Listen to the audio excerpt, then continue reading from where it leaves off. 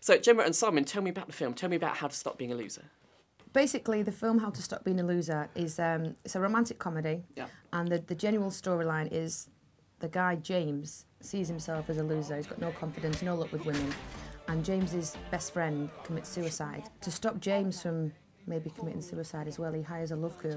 He's a loser. He's just socially awkward. He's kind of, whenever he talks to a girl, he sweats. You know, so he's one of those. He's kind of always in the wrong place at the wrong time. He's one of those people who just can't seem to catch a break.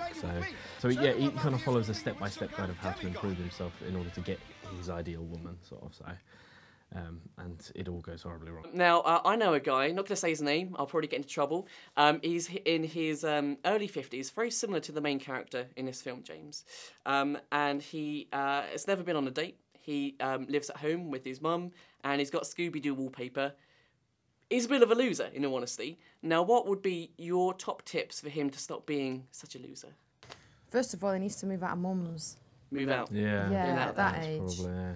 I mean, obviously bring the Scooby-Doo wallpaper with him. That's cool. Yeah, because I quite like that. It's quite cool. Yeah. Actually, he's about 50. He should. That's Richard E. Grant's age in the film. He should commit suicide. That's probably the way to do it. I mean, that's a suggestion. Yeah, it's the quick way out, isn't it? Now, Simon, your character, James, is very geeky in the film.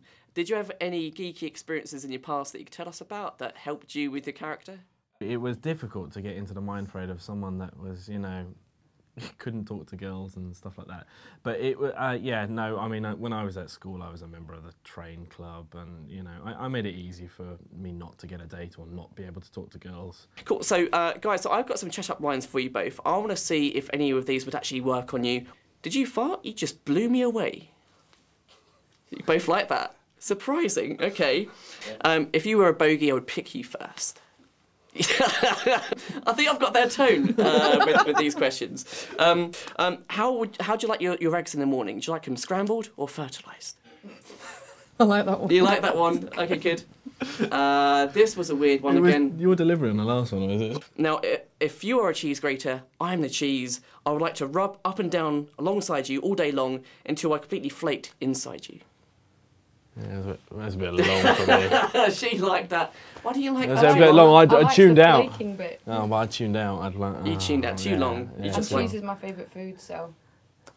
Now, for guys watching this, Gemma, obviously you're not munter. You're pretty good looking. Some guys will be watching this. They'll watch the film. They think, "Cool, how can I get a woman like her?" What would be your top tips? The storyline of the film is that if you have to change to make someone else happy, they're not worth it. And that's the moral of the whole. It's funny and it's madness, but that's the moral of it. So I think if a girl expects you to change, they're not worth it anyway. Find another. Yeah. Yeah. And there's one or two bad dating experiences in this movie as well. I could relate definitely to one of them in film. What were your worst dating experiences? Your worst dates that you've been on? It was in a cinema, and I got popcorn. I can't even remember what we were seeing. And I went, and I was so nervous. I squeezed the paper cup so hard that it spilled on her right at the beginning of the movie. So she kind of sat there with like a wet skirt, you know. Because I was so nervous. I was like, "Oh, I'm so sorry," you know, sort of. And she was like, "No, it's fine, it's fine." And it obviously wasn't fine. Was there a second date after that? I'm guessing not. Not with anybody else that she knew, because that story seeded out. Yeah.